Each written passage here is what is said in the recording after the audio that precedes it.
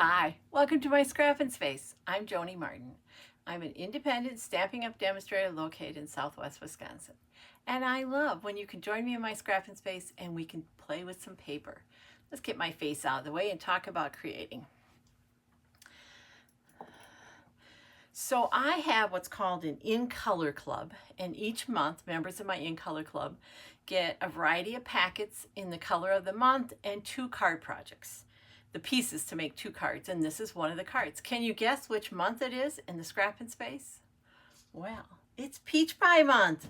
Peach Pie is one of the new In Colors, and In Colors are 5 colors that are released by Stampin' Up! With every new catalog. 5 colors come in, 5 colors come out, and the colors last in the catalog for 2 years. It's a way to freshen up our color palette and to make sure we're current with trendy colors. So this is the color. It's called Peach Pie. And like some other things, when something first comes out with Stampin' Up, I think, oh, I don't know if I like that. And then I play with it for a while, and then I say, I love that. So I pulled together 3 papers, and members of my club got the pieces. They'll put it together themselves, but I'm going to make it with you, and then my club members can watch and see how to make it.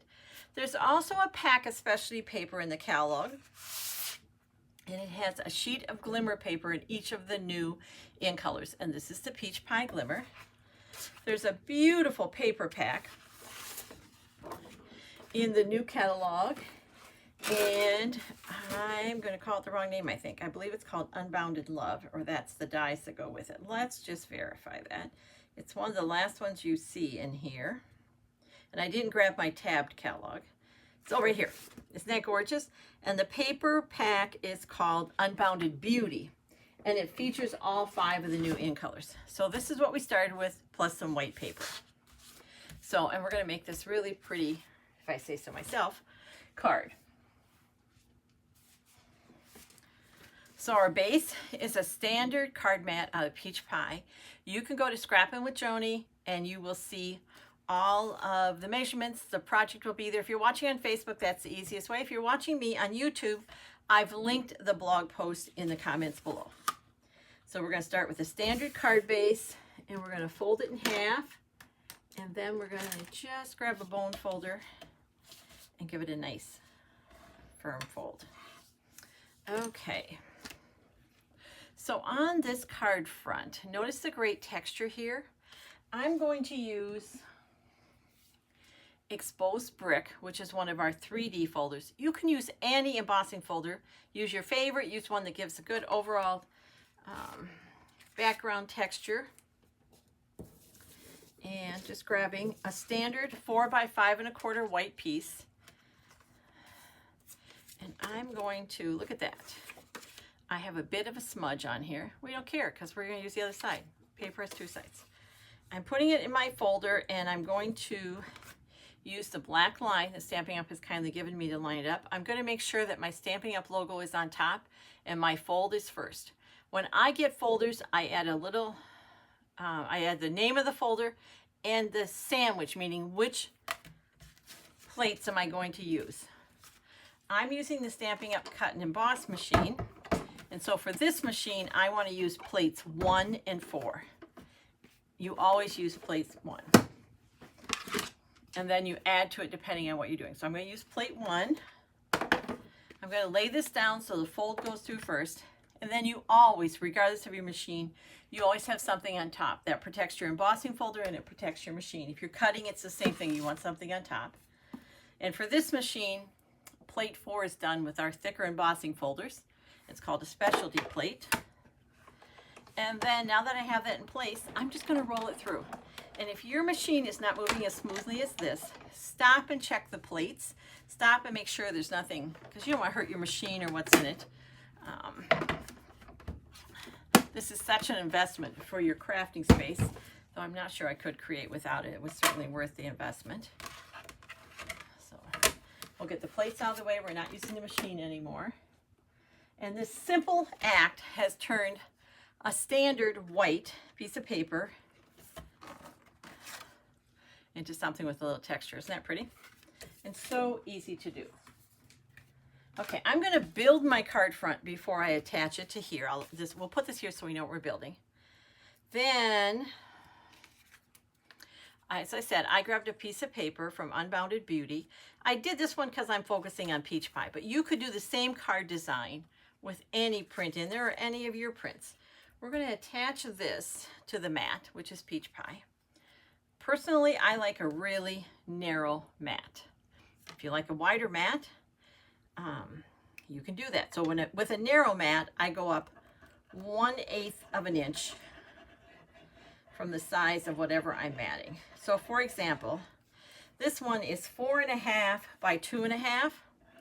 So my mat is 2 3/8 by 4 3/8. If you don't like to cut in eighths or you want a wider mat, you'd go up 1/4. So from 2.5, you'd go to 2 3/4. And from 4.5, you'd go 4 3/4. The measurements on my blog are the 1/8 inch ones.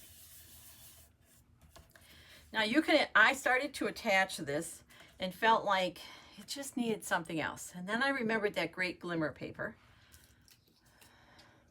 So I have a 1/2 inch strip here, and that's all you're going to need.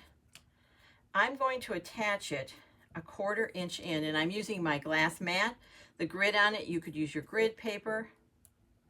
And I'm just going to attach it like that. And you'll notice mine is slightly longer than my paper.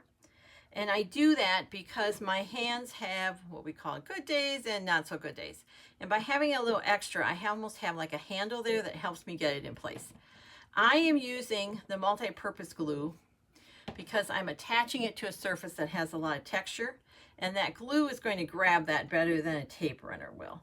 If I was attaching it to a flat surface, something that's not embossed, then I'd probably just use a tape runner in the back of here. But the other thing about the glue is I can kind of move it around till I get it where I want. And I'm going to give that a second to set up. Then we're just going to snip the edges off so it's even with my card front. There we go. This piece you could glue flat. But I decided just to pop it up a little bit to add a little interest. So I have, these are dimensionals. They come like this in a full pack, but I just use up all the pieces. So I'm just using up what was left on the edge. And I'm just going to cut some of those and attach them all the way around.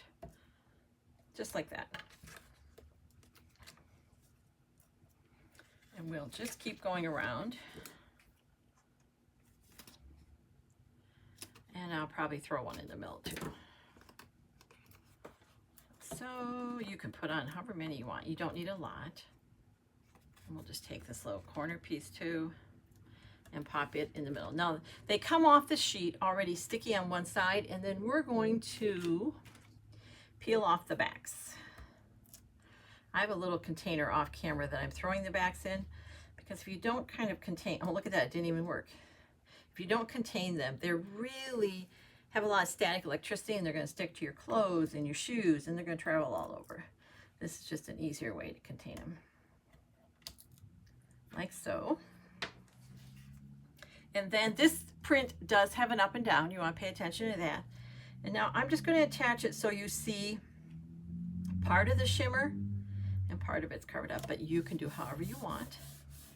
And then we're going to attach it to the peach pie card base, just like that. And again, I'm going for the multi-purpose glue because this is heavily embossed, and the glue will kind of fall into those crevices, whereas a tape runner, which is my usual preferred adhesive, will just slide over the top and not adhere as well because it doesn't have as much paper to adhere to because there's so many nooks and crannies. I do better if my card starts straight. I'm more likely to get it straight. Let's see how I do today. Not bad. We'll take it. Now, I got this far and felt like it needed one more thing. And I knew from the beginning I wasn't going to put a sentiment on the front. You could. You could add a tag here, do whatever. I like to sometimes have cards that are ready to add a sentiment, but I'll decide what I want. Though I won't put anything on the front of this. I just have it on the inside. There are embellishments called 2024, 2026 in color shimmer gems. And when I just type this up on my iPad and put it inside a clear case with the item number, it just helps me contain those loose embellishments. So I'm grabbing some here, and as you can see, they're in all the in colors. I'm going to use my take your pick tool, and we'll put one here. And then my rule of embellishments is odd number, usually 3, and in a roughly triangular shape. Now you could put them over in here. It's your card. You get to put them wherever you want. And I like to just limit it to 3, but you can put on as many as you want. This one wants to play with the other ones and doesn't want to come on the card. There we go. This is a card you could use for so many reasons. I'm turning mine into a birthday card. I have a lot of July birthdays, and I'm kind of running close to being too late to send them out. So, though, is it really ever too late to get a birthday card? The answer is no if you're getting it from me. Okay, we're not done. I said it's going to be a birthday card. In this same suite, there is a stamp and die called Unbounded Love, and I took Happy Birthday from that. I have this little scrap of paper. It's only a 1/2 inch, and I'm going to 1/2 inch wide. I'm going to add it to the top of my card insert. And what that's going to do is just bring a bit of color to the inside. And you know, a 1/2 inch, you probably would have recycled that anyway. Let's use it. I'm checking to make sure my paper's going the right way. And I'm going to lay it right at the top. You can do this however you want. In class, sometimes people prefer them at the bottom, or they have a little white space at the top, or they put it along the side. But it really does, I'm just moving that so it's there. It really does add some interest to that. Then we're going to trim, like so.